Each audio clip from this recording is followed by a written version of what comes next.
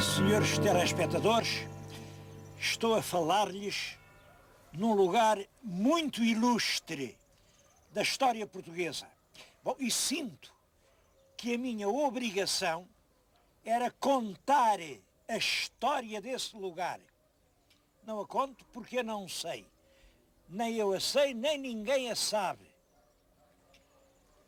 Já viram? Estou aqui no alto de uma igreja, é um monumento nacional, a Igreja Matriz de Viana, Viana do Alentejo, porque há duas Vianas. Esta Viana do Baixo Alentejo, Viana da Pardo Alvito, Viana da Grande Planície e lá em cima a Viana da Foz do Lima, a Viana do Mar, aqui mais modernamente chamaram Viana do Castelo, de um castelo que lá não há. Esta Viana do Sul, Viana do Alentejo, tem origens muito obscuras. No tempo de Dom Afonso Henriques não existia isto. Era uma terra revolta de guerras, de mouros. Bom, no tempo de Dom Afonso II há um cavaleiro, um tal Gil Martins, um cavaleiro grande, proprietário, tinha aqui uma herdade enorme, naturalmente apanhava isto tudo à volta. E depois o Dom Dinis transforma essa herdade numa vila. É no ano de 1313, exatamente 1313, que o rei Dom Dinis dá fural à nascente vila de Viana. A condição com que deu o fural, mas encarregou logo os moradores de fazerem uma muralha à volta da vila, ainda hoje cá está, podem ver bocados dela, ela está toda, com 5 torres, estão as 5 torres, a mais importante, vê-se ali na nossa frente, era a torre de homenagem. A muralha devia ter uma altura onde chegasse um homem a cavalo com uma lança. Bom, e a largura da muralha tinha que ter uma braça, é o que ela hoje tem. Bom, portanto, este muro, hoje perfeitamente visível, marca o espaço da primeira vila, da vila dionisina, aqui de Viana do Alentejo. Encheu-se rapidamente de casas, havia aqui um passo para os alcaides, era um sítio perto de Évora, muito bem localizado, porque imaginem que Viana tem fronteira com os concelhos do Alvito, de Alcácer do Sal, de Évora. Évora fica aqui a 2 passos, de Portel e de Montemoro Novo. Portanto, de certo modo, se o Baixo Alentejo tivesse coração, o coração era exatamente aqui, em Viana. As terras são boas, grandes planícies, terras de pão, magníficos olivais e, portanto, desenvolveu-se rapidamente aqui uma vila. Não tardou que essa muralhazinha do Dom Dinis estivesse cheia de gente, as casas pularam lá para fora. Agora reparem, vem aqui ainda a muralha, vem a vila enorme, ocupa essas colinas todas, e chegou a ser um lugar preferido pelos reis. Andou por aqui o rei Dom João II, havia aqui um passo dos alcaides, depois o Dom Manuel mandou fazer uma igreja, uma belíssima igreja.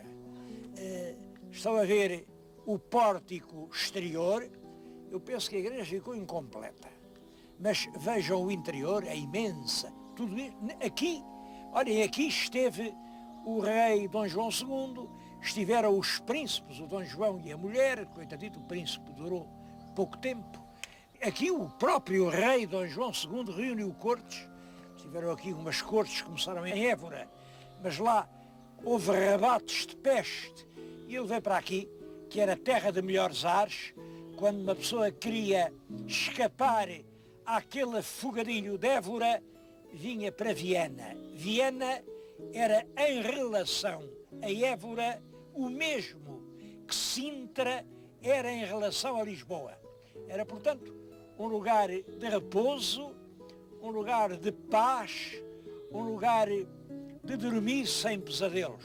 E hoje continua a ser tudo isso. Viana do Alentejo é das terras mais bonitas de todo o nosso Alentejo.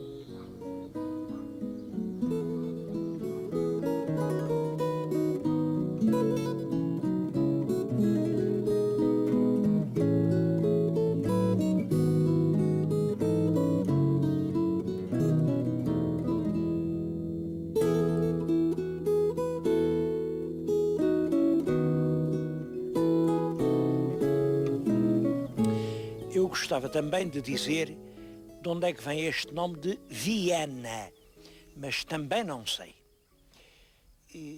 É verdade que o pai do Dom Dinis, quando veio lá de França, pôs o nome de Viana, a uma terra lá em cima que hoje é a Viana da Foz do Lima, a Viana do Castelo. E isso ele próprio disse, fui eu quem escolheu o nome. Portanto, o nome de Viana do Norte é do Dom Afonso III. Esta Viana do Sul, não sei, ou é dele ou é do filho, do Dom Dinis. Viana, para distinguir da outra, chamou-lhe Viana do Alentejo. E foi também o Dom Dinis quem mandou arrotear todos estes campos à volta. Estou a dizê-lo baseado aqui nestas oliveiras. Estão a ver oliveiras que têm entre 600 e 700 anos. É fácil determinar isso pelos troncos. Portanto, são oliveiras do tempo de Dom Dinis. Estou-lhes a falar num lugar particularmente fascinante. É a fazenda de São Pedro. São Pedro, havia aqui já ocupação neolítica. Aqui, neste ponto onde eu estou, vêem-se os vestígios de um dolmen. 100 metros mais à frente está outro. Bom, mas depois isto foi cristianizado e fizeram aqui, talvez no século XVI, uma ermida em honra de São Pedro.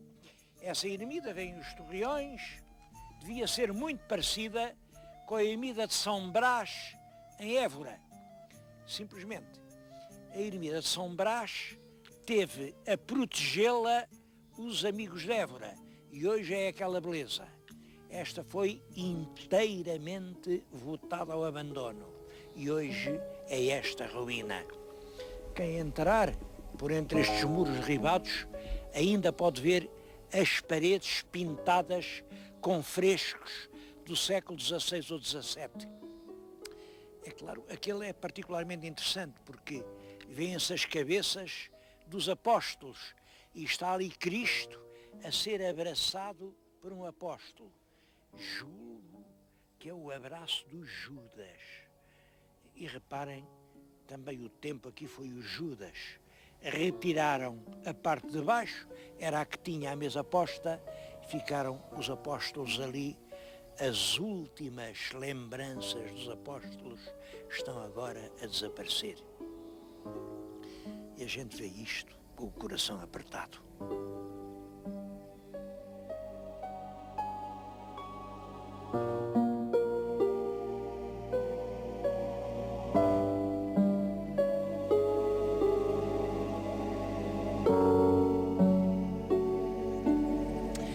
Eu não queria sair aqui deste monte de oliveiras do tempo de Dom Dinis sem lhes falar nas ervas do campo.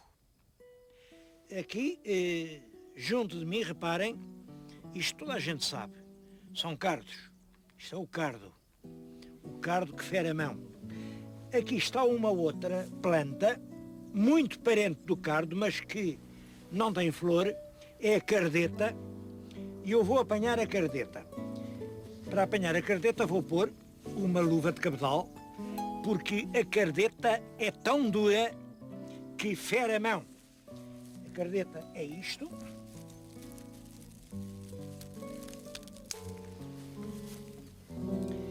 Depois arranco-lhe esta parte, que tem picos, e este fio que fica por dentro dá para fazer uma sopa.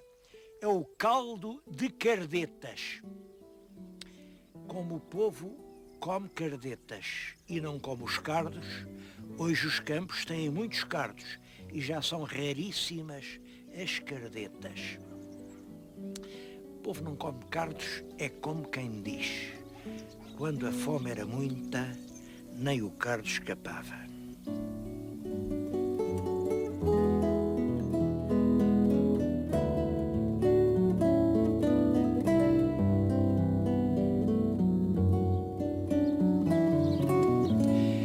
Um outro lugar com muita significação arqueológica é aqui este espaço da Senhora de Aires. A Senhora de Aires está atrás de mim, vê-na, é um grande templo, aquilo é Dom João V, aliás está lá uma data, 1744, século XVIII, já, portanto, relativamente moderno, mas antes daquele estava lá outro, que parece ter sido fundado pelos Templários, e antes desse dos Templários havia aqui um santuário romano. O Dr. Zé Leite Vasconcelos fez aqui explorações e encontrou uma muralha com 150 metros de comprido. Bom, havia um santuário e há uma lenda. A lenda, vejam como estas coisas passam o tempo. A lenda é de que vivia há muito tempo aqui um homem que tinha um curral. E no curral guardava as bestas, mas no meio das bestas aparecia-lhe a imagem de Nossa Senhora. Então ele arrasou o curral e fez um templo para Nossa Senhora. O simbolismo é transparente, quer dizer, entre um santuário de ídolos falsos, ele encontrou a Senhora que para ele era a verdadeira. É o sentido da lenda da Senhora de Aires. Hoje é um dos grandes santuários do Baixo Alentejo. Aqui chamam-lhe a Fátima do Baixo Alentejo. Faz-se aqui uma feira, todos os anos, que atrai mais de 20 mil pessoas. Bom, e lá dentro, quem der uma volta lá por dentro, vê milhares e milhares e milhares de devotos a agradecer graças, curas, salvações da guerra. São milhares e milhares de milagres que aquela senhora tem feito e, pelo visto, continua a fazer.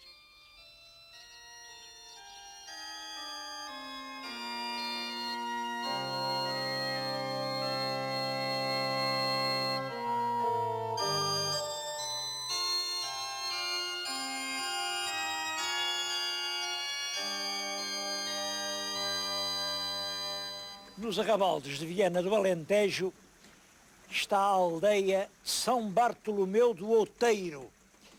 É uma aldeia muito interessante por vários motivos. Logo à entrada tem uma imagem de si própria. Isto é um monumento coletivo, feito aqui pelos habitantes. Dizem que é a aldeia dos pequeninos, São Bartolomeu dos Pequenos, mas lá está o depósito da água, lá está o casario. E lá está, sobretudo, no nicho, a imagem de São Bartolomeu. São Bartolomeu que venceu o diabo. Mas a gente vai ver o São Bartolomeu mais de perto.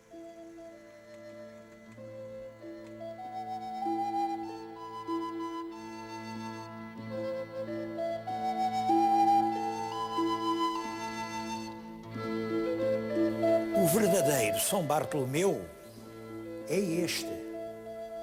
É uma enorme imagem de pedra. Eu penso que pode ser dos fins do século XV.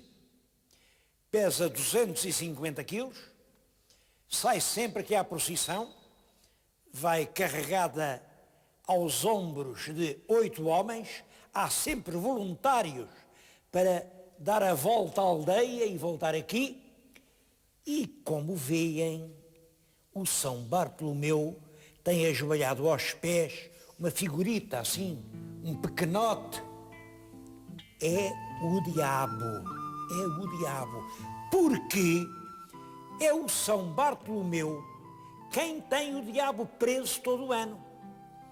O diabo, quando chega ali, parece que é em 24 de agosto, naquela noite, ele em 24 de agosto, não sei bem a que horas, solta-se e anda à solta pelo mundo e faz tudo quanto quer. Bom, mas durante a noite vem outra vez o São Bartolomeu, ele até traz um cutelo nas mãos, como veem, e procura o diabo. E dizem que até hoje sempre o conseguiu encontrar e o tem ali acorrentado. Aqui esta gente da aldeia de São Bartolomeu acredita nisso, acredita mesmo. E durante essa noite acendem uns fogos, são tachos de barro com grandes labaredas. Aqui à volta do monte há chamas por toda a parte para ajudar o São Bartolomeu a ver nos caminhos e a achar o diabo. E eles acreditam que sim, que o diabo continua preso e quem manda é São Bartolomeu. Eu, infelizmente, não tenho a mesma certeza. Não sei se o diabo anda preso ou está à solta. Mas o meu telespectador pense nisso e julgue por si.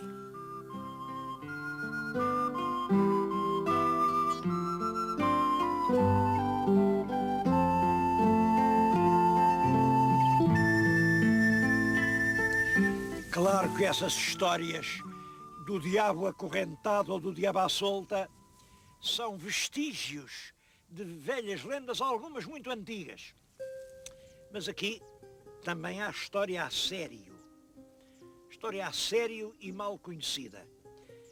Esta árvore que está atrás de mim, com um diâmetro de mais de 8 metros, pode ter alguns 700 anos. Vamos pensar em 700.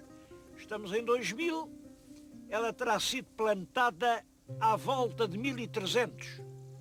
1300 reinava Dom Dinis, o lavrador.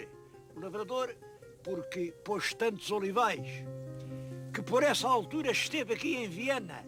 Foi ele que fez Viana vila. E nesse início do século, em todo o sul do país, milhares e milhares de lavradores puseram oliveiras. Porquê? Porque a lavoura do trigo, o trigo que é o que dá o pão que se come, não dava lucros aos lavradores, só dava ao senhor da terra. Os lavradores substituem a lavoura do trigo pela lavoura do azeite e do vinho.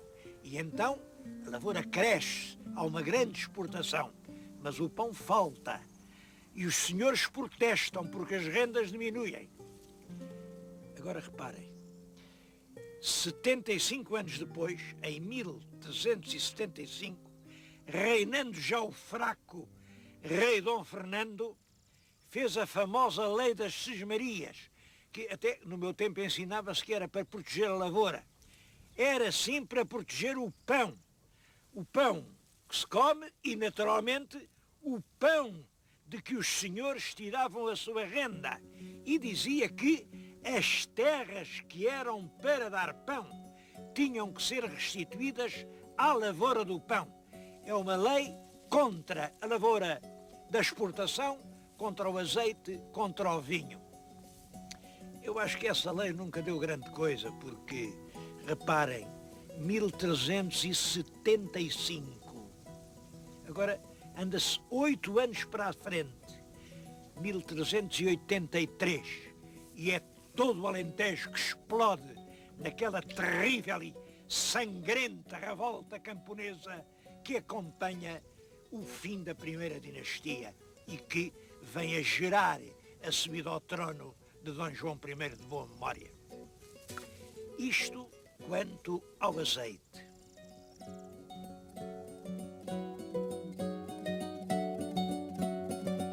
Quanto ao vinho, penso que foi também pelo século XIV que estas encostas se começaram a povoar de vinha.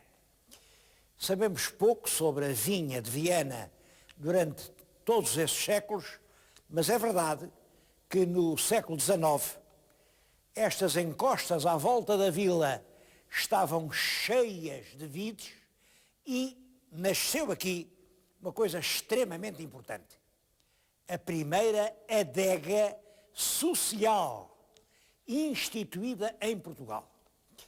Ela foi inaugurada pelo rei Dom Carlos, creio que em 1893, e é obra de um homem, nascido aqui, um herói da agricultura alentejana chamado António Isidoro de Sousa. Para António Isidoro de Sousa, o futuro do Alentejo era um caminho que se chamava solidariedade. Era preciso que todos, grandes e pequenos, se unissem num enorme esforço.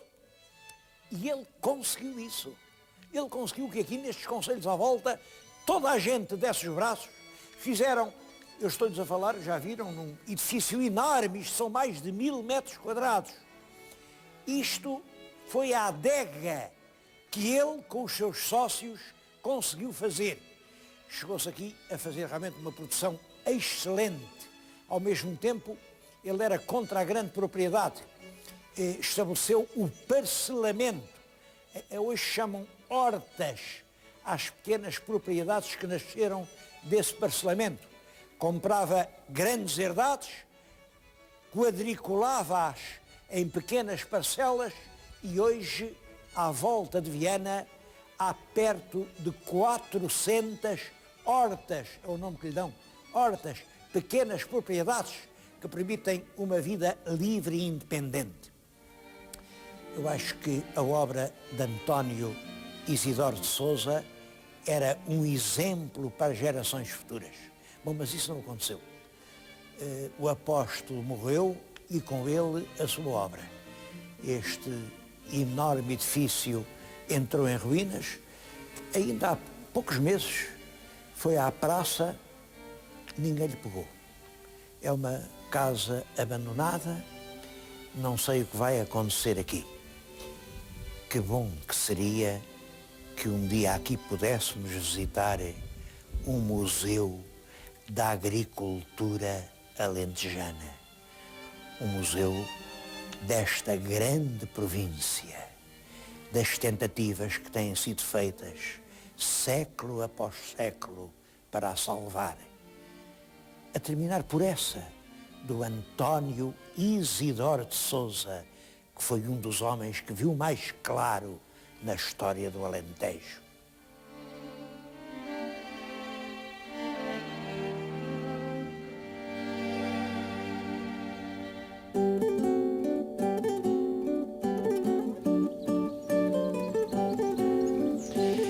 A Vila das Alcáçovas recebeu o nome de haver aqui um palácio que depois, com o tempo, foi mudando, enfim, muitas vezes está na nossa frente.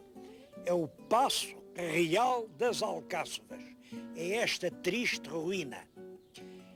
Foi habitado pelo rei Dom Dinísio e pela rainha Santa Isabel, depois por todos os reis que seguiram. Passou por ali o Dom Afonso IV, passou por ali o Dom Pedro, o Dom Fernando, o Dom João I e a rainha Dona Filipe.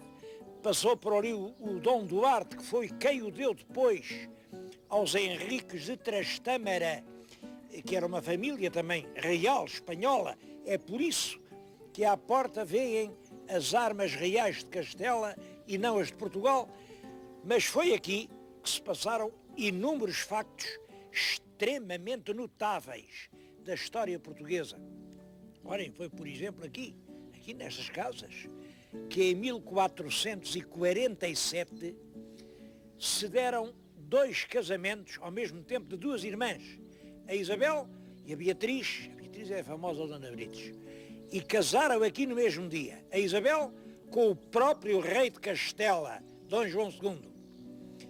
E desse casamento veio a nascer a rainha Isabel a Católica, nem mais nem menos. Bom, a Beatriz com um primo que era Duque de Viseu, e desse casamento veio a nascer o rei Dom Manuel.